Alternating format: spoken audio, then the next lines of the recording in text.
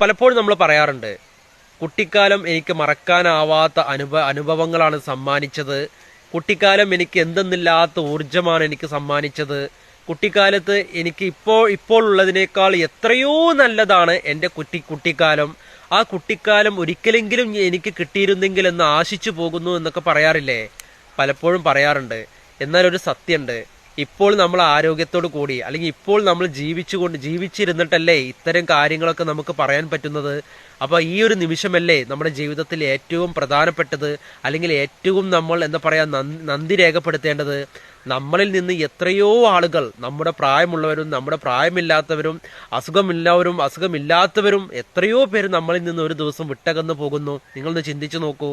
അവരൊക്കെ ആഗ്രഹിച്ചിട്ടില്ല, ഒരു ദിവസം എനിക്ക് നീട്ടി കിട്ടിയിരുന്നെങ്കിൽ എന്ന് പലപ്പോഴും ആഗ്രഹിക്കുന്നവരാണ് ഇത്തരത്തിലുള്ള ആളുകൾ, അല്ലേ?